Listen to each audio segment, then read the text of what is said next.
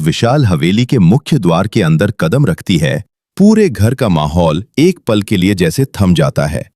सुबह की हल्की धूप संगमरमर के फर्श पर पड़ रही होती है और हवेली की दीवारों पर टंगी पुरानी तस्वीरें अपनी अनकही कहानियां सुना रही होती हैं। अनु के चेहरे पर मासूमियत, आंखों में आत्मविश्वास और होठों पर हल्की सी मुस्कान होती है। वो इस बात से बिल्कुल अनजान होती है कि उसकी मौजूदगी कुछ ही पलों में इस घर के वर्षों पुराने जख्मों को फिर से ताजा कर देगी। हवेली के आंगन में खड़ी गायत्री की नजर जैसे ही अनु पर पड़ती है, उसके हाथ में रखा पूजा का थाल कांप जाता है। उसकी आंखें फैल जाती हैं और चेहरे का रंग उड़ जाता है। उसे ऐसा लगता है जैसे समय अचानक कई साल पीछे लौट गया हो। उसके सामने अनु नहीं बल्कि राजनंदिनी खड़ी हो। गायत्री की सांसें तेज हो जाती हैं। उसके कानों में वर्षों पहले की वही आवाज गूंजने लगती है जब राजनंदिनी मुस्कुराते हुए कहती थी, दीदी आप हमेशा मेरी ताकत बनकर रहना, चाहे कुछ भी हो जाए हम दोनों कभी अलग नहीं होंगे। ये आवाज सुनते ही गायत्री की आंखों के सामने अतीत की धुंधली तस्वीरें एक एक करके साफ होने लगती हैं।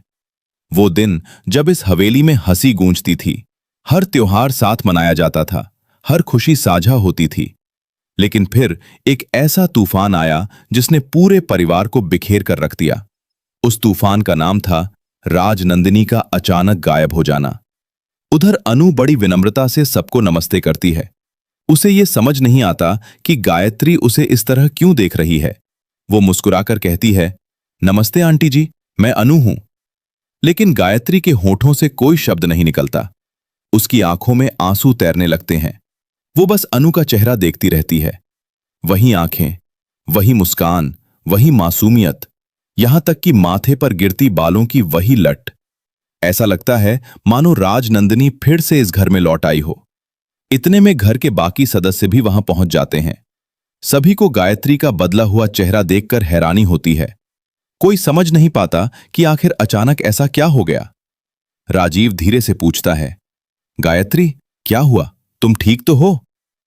लेकिन गायत्री जवाब देने की बजाय अनु का हाथ पकड़ लेती है। उसकी पकड़ में अपनापन भी होता है और डर भी। वो जैसे ये यकीन करना चाहती हो कि ये कोई सपना नहीं बल्कि सच है। अनु थोड़ी असहज हो जाती है। वो धीरे से कहती है, आंटी जी क्या हुआ, क्या मैंने कुछ गलत किया? गायत्री तुरंत अपने आंसू पोंछ लेती है और मुस्कुराने की कोशिश करती है। नहीं बेटा, बिल्कुल नहीं, बस तुम्हें देखकर मुझे किसी की याद आ गई। ये कहते हुए उसकी आवाज भर्रा जाती है। पूरे घर में सन्नाटा छा जाता है क्योंकि सब जानते हैं कि गायत्री जिस इंसान का नाम लेने से भी बचती है, आज उसी की याद उसके चेहरे पर साफ दिखाई दे रही है। उधर सीढ़ियों के ऊपर खड़ी राजनंदिनी की पुरानी तस्वीर पर धूप की एक किरण पड़ती है। अनु की नजर अनायास उस तस्वीर पर चली जाती है। वो कुछ पल तक तस्वीर को देखती रहती है। उसके चेहरे पर हैरानी साफ झलकती है। उसे ऐसा महसूस होता है कि उसने इस चेहरे को कहीं पहले भी देखा है, लेकिन कहां? ये सवाल उसके मन में घूमने लगता है। वो तस्वीर के पास जाना चाहती है, लेकिन तभी नौकर उसे दूसरी तरफ ले जाता है। गायत्री चोरी छिपे अनु को देखती रहती है।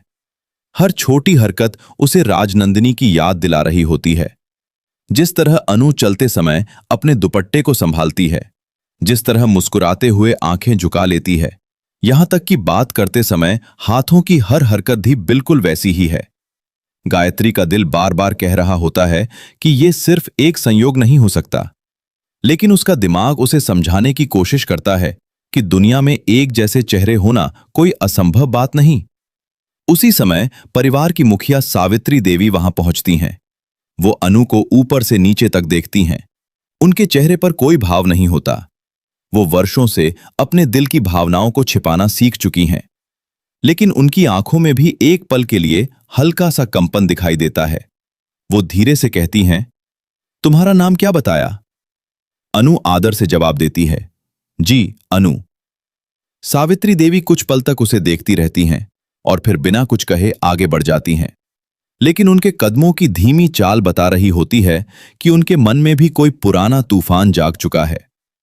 हवेली के एक पुराने कमरे में आज भी राजनंदिनी की कुछ निशानियां संभाल कर रखी गई हैं।